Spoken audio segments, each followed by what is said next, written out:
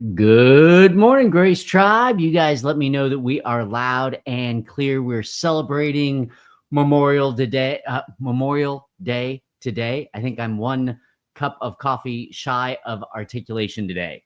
We are going to have a fantastic chat today. My friends, the freedom that you and I enjoy is not free. The freedom that we have in Christ isn't free. The freedom that we have in the United States is not free, and it is not without threat. And if we recognize the cost and who paid the cost, then that is in many ways the beginning of embracing the freedom that cost affords us. So we're going to talk today about the cost and benefit of freedom. Can we admit that? Can we admit that there is great benefit at someone paying the cost of freedom? You might one day have the opportunity to choose to value something more than even your own life. And if you could make that exchange for something that is of greater value to you than you, hear me, you will be happy with the exchange. Maybe not happy with the cost, but happy with the exchange. And then you will be close to understanding what Christ did for you on the cross and what many Americans have done for our freedom in the Constitution, what the framers of the Constitution have done by giving their lives for a cause greater than themselves. The cost of freedom, the cost of grace. Favor from God is not free. It is just free to you. And by honoring the cost of that freedom, we recognize the value of what we have been given. There is no such thing as cheap grace, my friends. It comes at the cost of Christ's very life. So we're going to be talking today about this idea, this concept, but not just ideologically, the practical reality of the cost of freedom. I have a few announcements for you guys, but I'm going to save them for the end today. I will just say this. If you have a prayer request, if you're struggling with something, if you're one of the donors to this ministry but need to make a change. I had a friend this morning who was trying to make a change to their donation. They couldn't do it. They were getting frustrated. I finally saw an email, not from them, but from the service that they were trying to change the donation on, and was happy to take care of that for them. Listen, if there's anything that we can do for you, be praying for you, take care of for you, we are here to serve you and love that you participate in prayer, participate in the broadcast, participate in your donations, participate with your time, participate by joining in with your voice to this broadcast and other things that we do. If there's anything that I can do for you, just reach out. Come by the website at MikeQDaniel.com. That's Q as in quest. MikeQDaniel.com. Go to the contact page and send us a message. Anything we can do for you, we would love to be able to do. So with that in mind, and of course we took care of that person. I still haven't heard back from them, but I saw that they were struggling they needed to get something back from a donation they had paid, and we were happy to do that. It was short enough that we could do that. And so anyway, I just want you to know, let's not make things difficult. We love you. We're glad you're here. We want to be praying for you. We want to be giving away for free the ministry and message of our life in Christ for you. And I don't know how we're here to serve you. We are here as a ministry for the service of those of you who are participating in this life in Christ. I mean, we get to be in it together. We get to be in it together. I want to stop preaching here, but man, I hope you get a sense of my desire, my privilege of getting to come alongside what God is doing in your life. So listen, the freedom that you have, the message that you enjoy, the life that you get to experience and express, all of this comes at incredible cost. And by recognizing that cost, we recognize the value that God has given us, that others have set on our life and freedom.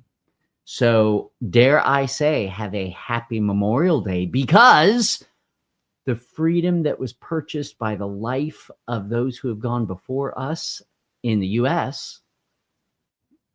was for the freedom that you would enjoy. The life that they gave was for the freedom that you would enjoy. So my encouragement to you, maybe first and foremost, would be that you would enjoy the freedom that they have given in their life for you to have, that you would celebrate their sacrifice in memoriam, but you would also enjoy the freedom that that sacrifice affords.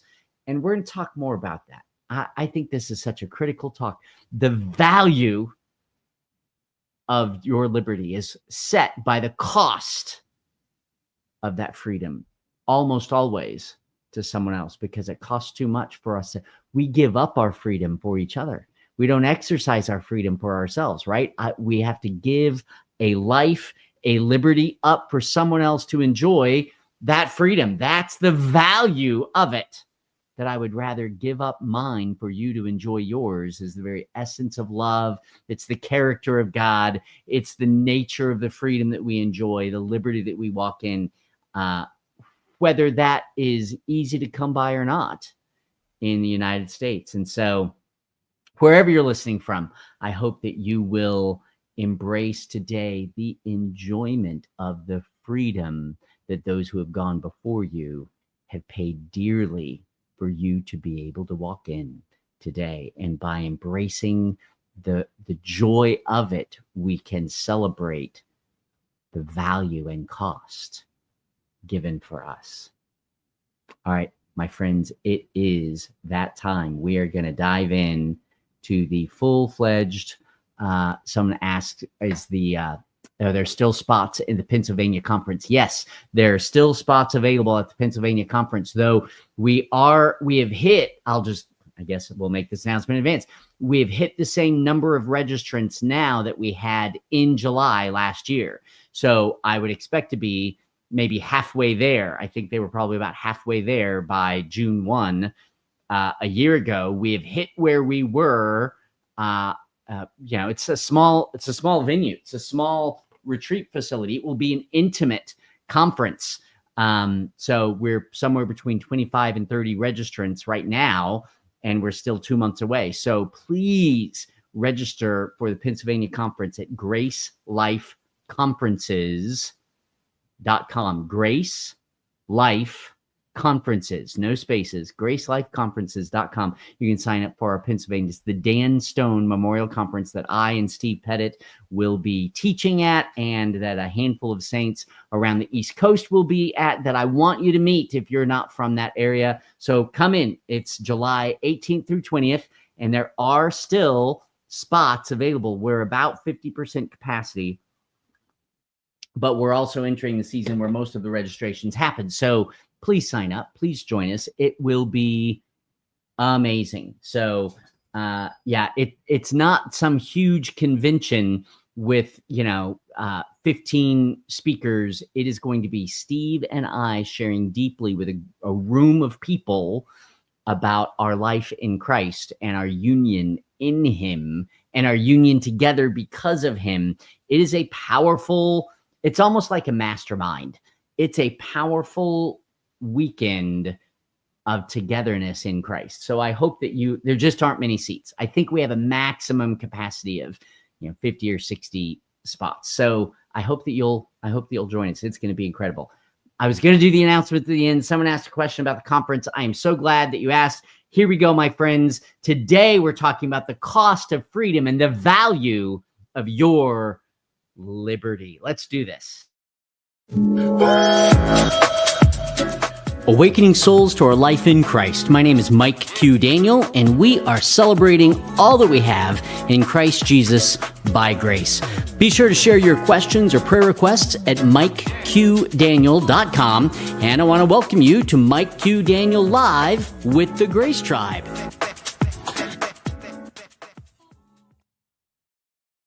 Good morning, Grace Tribe. Man, what a fantastic day to get to celebrate. There's few things that I like talking about more than liberty. So whether you're in the U.S. or not, the cost of liberty. Some of y'all have mentioned before the cross painting that I have on my wall. That was done by a friend of mine for the ministry, for me. This is my ministry, the grandiose ministry headquarters, international headquarters of Mike U. Daniel Ministries, my office at home. Used to office out of a church. Obviously, I had several church positions over the years, but now it is just me at home. But anyway, the I wonder if I can show y'all. I got the microphone in the way, but the painting on my wall is called The Cost of Grace. The Cost of Grace. That was the name of that painting. And anyway, which I love and was done for me and for the ministry. So it's in at the corner, at least, of a lot of our shots. All right. Maybe you can't hear me very well. Sorry about that. All right. Listen, Jesus said, count the cost. That doesn't mean don't pay it. That means realize what something's going to cost. And there's lots of reasons to do that. One of the reasons for us to count the cost is to recognize the value of what it is that we are walking in and have afforded to us and get to enjoy every single day. I'm just going to cut to one of the punchlines right now. If you have an issue with people saying Happy Memorial Day, if you're in the US, today is Memorial Day. If the phrase Happy Memorial Day has been offensive to you, I want to reframe this a little bit. It's kind of like saying Happy Holidays. Well, holidays means holy day. So people are recognizing the birth of Christ as the day that God began this work to make us holy by his presence, that his incarnation in you, his birth and death and resurrection and ascension and yours with him by your union with him, that incarnational reality of you in Christ, that Christ's presence makes you holy, makes our celebration of that a holy remembrance. Man, I'm all for happy holy days, happy holidays. Now, having said that, what about Memorial Day? Are we going to remember what they did with grief when they gave their life? Did people give their lives on the battlefield for you to be miserable because of their sacrifice, or for you and I to celebrate the value of the freedom their life was given for? So today, my friends, exercise the freedom that they have given you by choosing to celebrate, and I mean celebrate, the liberty that you have at their expense. Does that mean that we should not mourn the loss or mourn with those who are grieving? Absolutely not. We certainly grieve for those who grieve. And we ourselves are grieving that it does cost that much, but we're celebrating that someone's willing to pay. If no one will die for the freedom that you might enjoy, then you won't get to enjoy that freedom. So my best advice, my absolute best advice, is that you would enjoy that freedom with great deliberation, that you would enjoy it with great intentionality, that you would not miss the cost of you being able to gather and celebrate and do as God leads. You get to operate with great liberty today because of the cost that Christ afforded to give you that freedom and others cost to defend it for you. Have you ever tried to explain Memorial Day to a kid? You get halfway through your, eloquent answer about honor and sacrifice and patriotism, and then they hit you with, so it's like a sad barbecue? Because you're out by the pool and you're flipping the burgers, and they're like, so it's like a grievous swimming pool time? Bless their little confused hot dog holding hearts, right? They're like, so it's a sad barbecue? Listen, if we're honest, this is how most Americans grieve.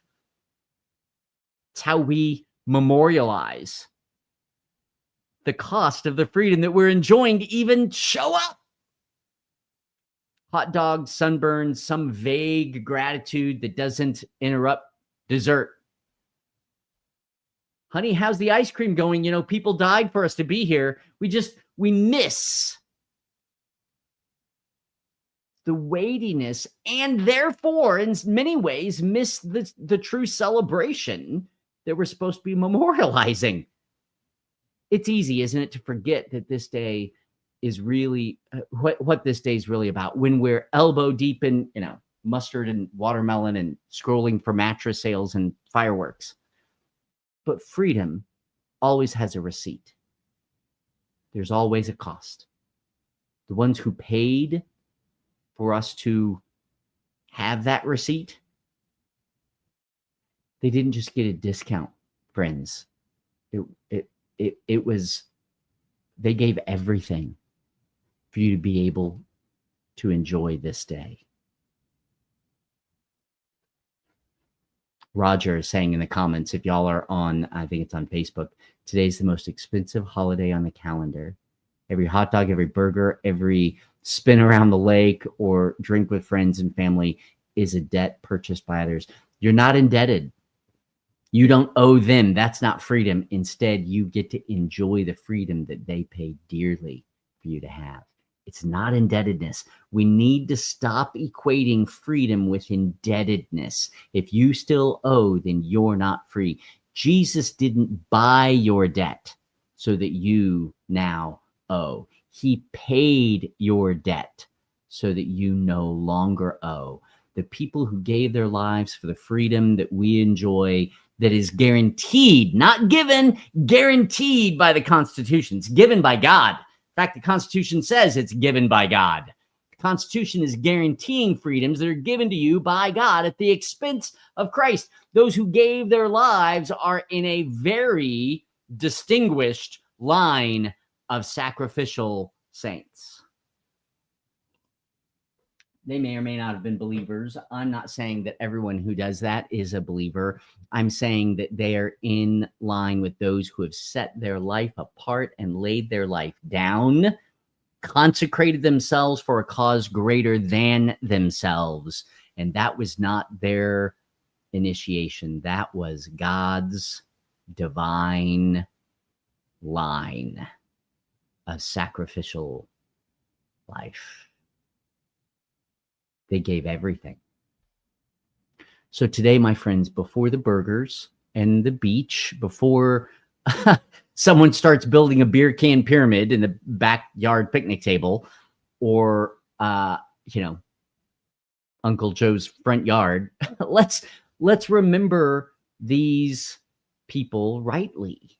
Let's talk about their sacrifice and why it matters more than just watermelon once a year. You and I, we in the US and in other countries now, because of what people have done for freedom in the US, right? It has caught on. Democracy is a thing, and it's a good thing. And let's not be quick to give it up. But we live in a culture, most of us, certainly in the US, whether you embrace it or not, which is, if you don't, that's a whole different. People want to give up our liberty for comfort don't realize the cost and value of that liberty. We live in a culture where sacrifice is actually very rare, and it's even more rarely understood. Even when the sacrifice happens, the value of that is often missed. And I think that's a travesty. In our culture, in the modern era, we think giving up carbs is suffering for a cause. We think taking an Uber is giving up liberty. We talk about laying down our lives, but complain if the Wi-Fi goes out or our coffee order is wrong. Speaking of which, have another sip. We're just a little spoiled, is what I'm trying to say. The modern martyr dies when their iced latte comes lukewarm. We might be a little spoiled by the freedoms we enjoy. But Memorial Day is not emotional decor. We're not decorating our lives with something to make ourselves feel better on the way to the golf course. Folks, we celebrate by memorializing, even grieving. We barbecue because someone gave their life, someone bled. They laid down their life so that we could enjoy hot dogs. That's not wrong, but let's not miss the moment either. Your life today is a eulogy turned celebration for those who thought that someone else's freedom whether they knew you or not. Strangers died for the freedom that you exercise and enjoy today. So absolutely enjoy it, but let's add some weightiness to what they have done. Someone thought that your freedom was worth more than their next breath. I don't want to diminish our enjoying today. I want us to actually celebrate more because of the weightiness, the value of the cost and life given for you to enjoy it. In this world, people are allergic to pain and obsessed with self-preservation and self-righteous indignation. In this world, in the modern era, that kind of voluntarily laying down a life feels really foreign. But it wasn't to Jesus. It's very godlike. God values your life more than his own. Soldiers who gave their life for each other and for you valued your freedom, not just your life, not just so that you could breathe if they couldn't, but your freedom to be able to breathe freely, where you want, how you want, doing what you want, so long as it's not infringing on someone else's freedom. Listen, that idea in practice is of greater value than someone's next breath. Because someone has died so that you and I might live free, not just live. Folks, that's not just noble. That's the gospel in a uniform. Let's not forget, we're not fighting for rhetoric.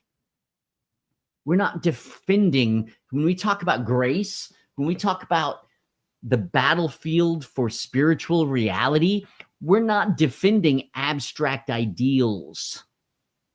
We're actually engaged with divine light and life for the redemption of actual souls, the very ones that Christ valued enough to give his life for. We're engaged in a sacred battle. And we're recognizing people who valued life and liberty that way today. But it didn't start with them, and it's not going to end with you. Let's participate in this sacred act of sacrificial availability. Jesus said, and I absolutely love this, in John 15, he said, greater love has no one than this, that someone lay down his life for his friends. Someone laid down their life for you to be able to go to church yesterday or sing praises in the open today, to gather on this broadcast, this opportunity of you and I chatting about the incredible grace of God today was paid for first by Christ, who set you free and defended at the cost of many people's blood. Jesus was the last sacrifice for sin, but he wasn't the last sacrifice for freedom.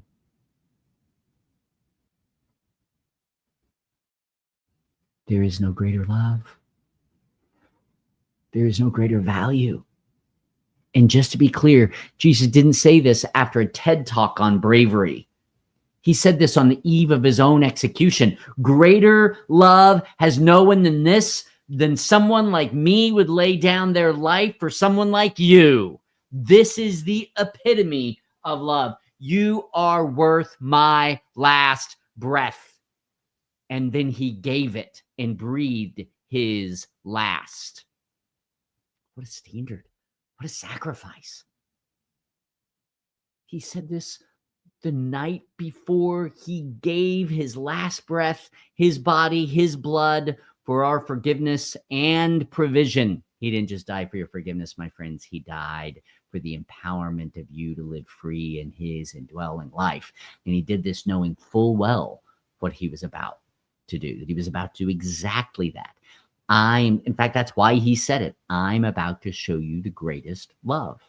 Now go live like me by giving your life for others.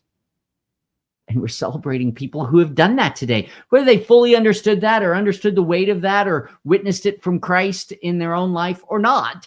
That's the legacy they have received and walk in and that we celebrate. His words don't just elevate sacrifice. They redefine love as life-giving loss. Let me say that again.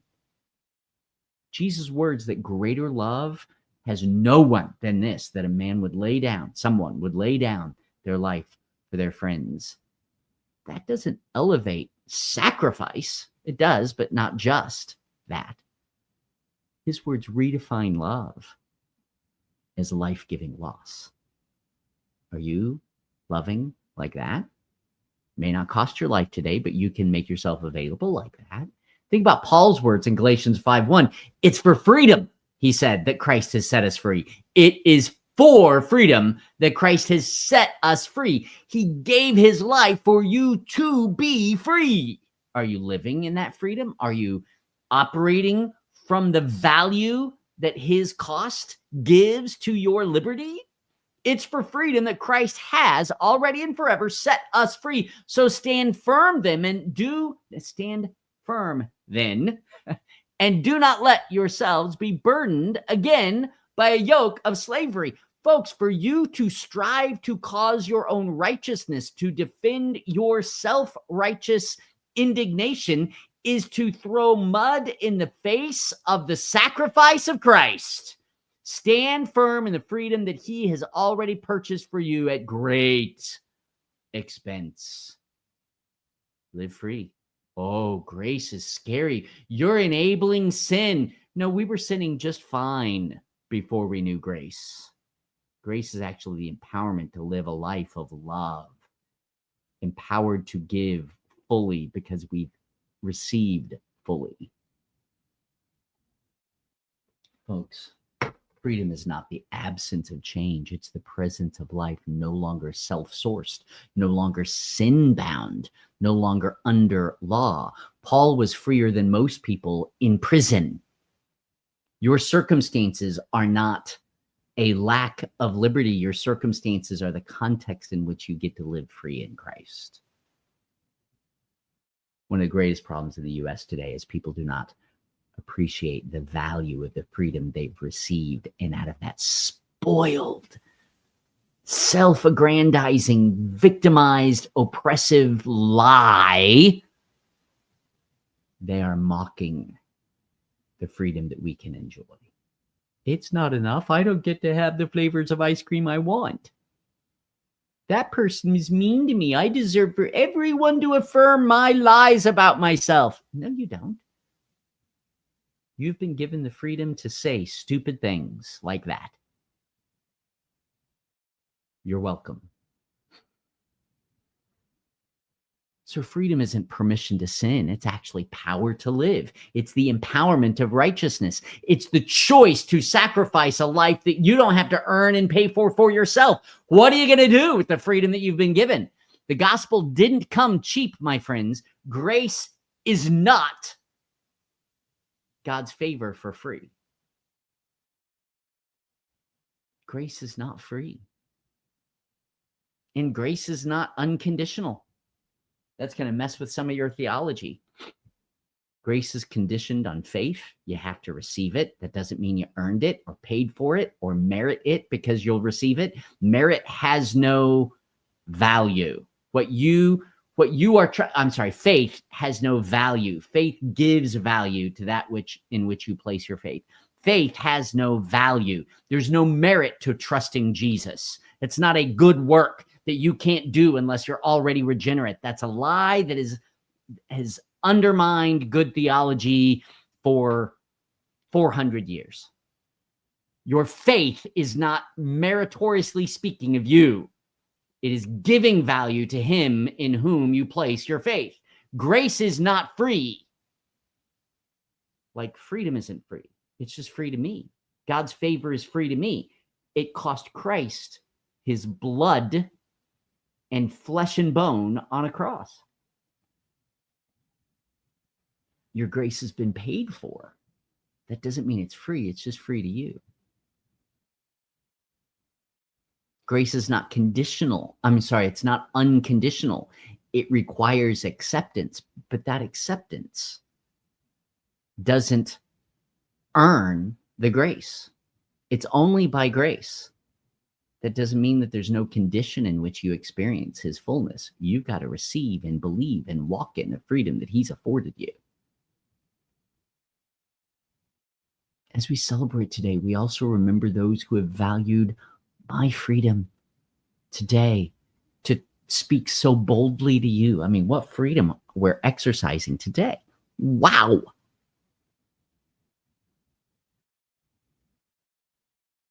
We're remembering, we're memorializing those who have valued my freedom to be here with you and your freedom to be here with me.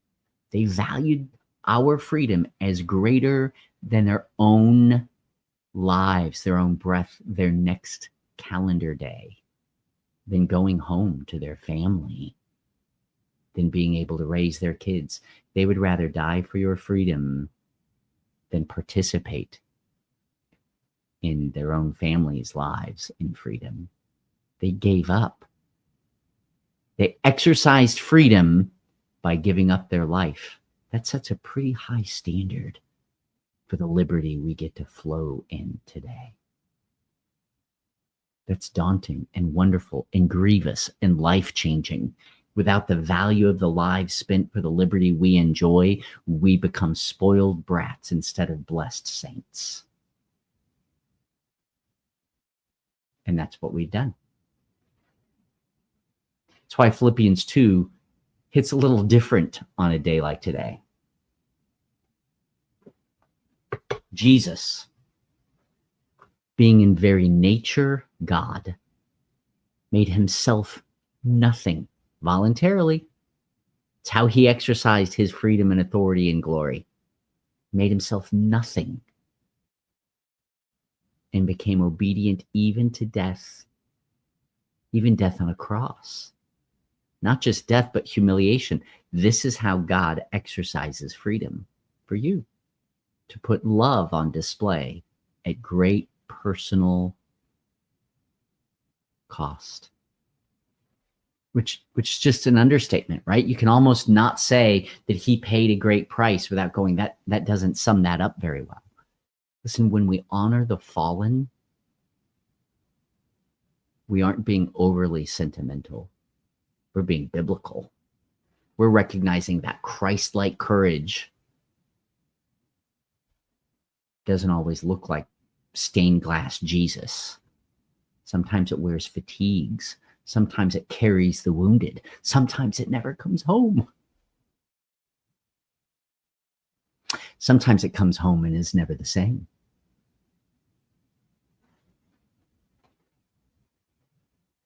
It's not without a cost. It's not meant for you to be morose. It's meant for us to value what we have gained at their expense. So let me ask you. I think about the Constitution. These guys signed their own death warrants because they wanted you and I to experience the liberty that they found was God-given, constitutionally guaranteed, and blood defended.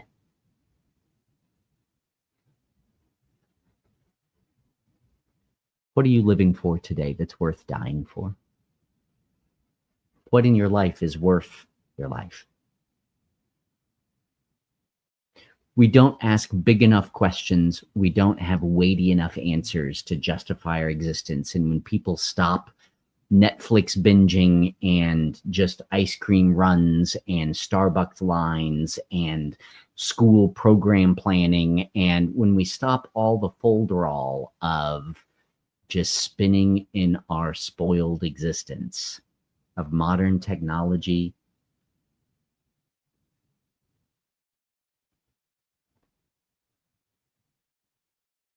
when we miss the weightiness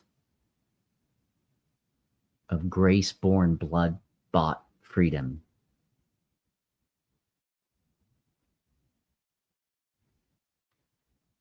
then we live as spoiled children of God. The difference between being spoiled and being blessed is knowing the cost of what you enjoy.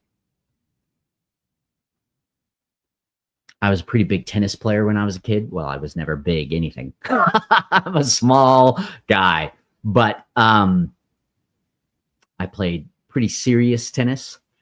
And so I went through tennis gear, tennis shoes that got torn up, and tennis strings that got busted. And I just went through a lot of gear. And I remember being 13, maybe 14, and just realizing the cost to my family of tennis in my life.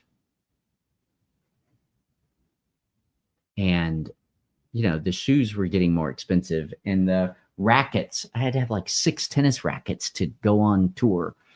The restringing at every tournament, the just all the gear, you couldn't just show up in cut off jeans and raggedy cotton t-shirts at these country clubs and play in these tournaments, and gas in the little van that we were taking when we went to those tournaments. I mean, all of that just cost money. And I suddenly realized that this wasn't just about what I was getting to do. It was about what it cost my family to be able to do it. And I was kind of embarrassed. I was ashamed. I remember when the weight of the costliness of that process kind of struck me. And my dad, they were kind of pinching pennies at one point, and and we did that a lot. That wasn't unusual. We weren't a wealthy family. And so when I remember sitting in the car one time after a tennis, I think it was tennis team practice. We were sitting in the car, and I said, "Dad, if we can't afford this, I don't have to do it." Like the choice of it suddenly struck me. Instead of I have to do it, it's what everybody's doing, and I should be able to do it, and I get to do it. I'm 14, 13, I don't quite remember, but I remember it hitting me because the cost of it. And he said, just enjoy it. Like, if it's going to cost that much, as long as we can do it, if we can, then you should enjoy it. If you're not going to enjoy it, let's not pay for it. That's wisdom. He wasn't talking about the freedom that we enjoy and from from God, guaranteed by the Constitution and defended by soldiers' blood. He was talking about tennis rackets and strings and togs and gear and, the hundreds and hundreds and hundreds of tennis balls we bought every month. He was talking about the cost of playing a game. We're talking about the cost of living a life. Is a life. If we celebrate the sacrifice of the fallen, shouldn't we also ask what kind of freedom we're spending their gift on? Are you embracing the value of the life others have afforded you today?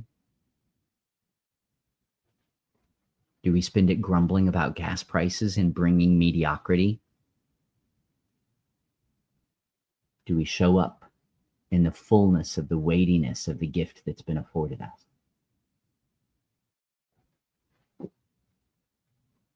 Do we spend it grumbling? Do we spend it pouring out our days like a drink offering, letting others taste the freedom that we found in Christ? Does it make our life spent for others more worthwhile? Because they have done that for us, not even knowing us, not even always putting God's name on it, though God afforded it. You don't have to enlist to embody the same spirit. You just have to love big enough to lose. Some of us won't risk a little humility for the cause of inspiring someone else to trust God, to lose our status, to lose your comfort, to lose your self-righteous self-effort, to embrace the cost of grace. The expense, the weightiness, the value of liberty. And sometimes we need to lose the need to be impressive. Someone asked me if I would ever plant a church again, wanting me to plant a church. This was, I don't know, 9 months ago. And I say this all the time. I said, we don't need another church. We need people who will share the life of Christ in line at Starbucks. Not that I don't love going. We went to a church service yesterday and praised our little hearts out and raised our hands and celebrated what God was doing and saw people get baptized. And we screamed and hooped and hollered for them. So excited. But see, that was a sacrifice of our time that we could have spent doing something else. But those people being celebrated were worth it. See, it's worth it. What's worth the hour that you're going to spend today? We need to lose the need to be impressive to other people, lose the need for their benefit to us, so that we can be available for what God is actually doing in other people's lives. Sometimes, if you're lucky, at your expense. Sometimes what God is doing is going to be at your expense. If you would be so lucky to set the value for the hour that they gain, the cost that they gain, some of you participate in this ministry so that I can afford to spend an hour every day giving away my time, coming alongside people, ministering life to them, reaching out to churches and pastors and leaders so that they might know the liberty that Christ and Christ in you have afforded them. That's amazing. Thank you. I don't receive it lightly, but I receive it with joy. We get to spend our lives so others can know the liberty that grace affords us to spend it. Because true freedom isn't ever just for you. Grace is never just for you. It's through you. The very word liberty means flowing freely. And not all heroes fall. Some just kneel. Are you kneeling to something greater than you today out of availability for what their blessing might look like at your expense to someone else? Some just give up their rights to make room for someone else's healing. The right for how you're going to drive, the right for how you're not wrong to be able to, I should be able to do this. Yes, but do you have to? Do you have to do that? No. You can exercise your freedom for other people's sake. Some just carry grace into rooms where pain still lives.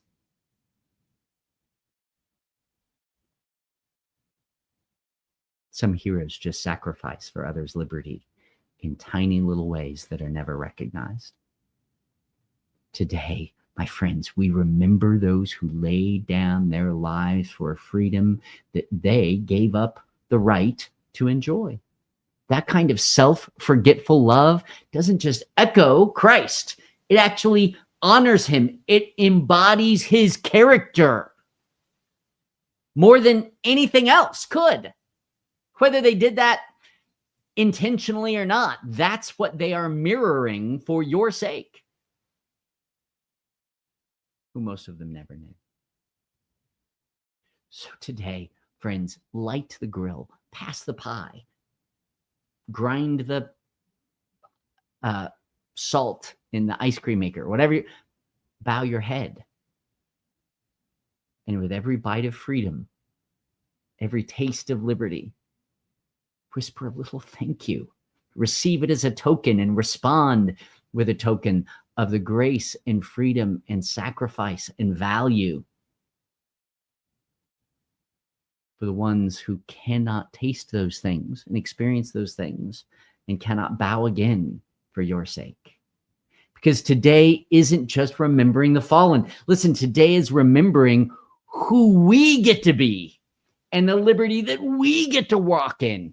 And yes, even the happy Memorial Day we get to enjoy. Because they fell, they didn't fall just for you to mourn. They fell for you to memorialize them with joy. They believed, and rightly so, that the freedom they defended, that Christ affords and the Constitution guarantees, that it was worth the sacrifice. Let's live like that's true today.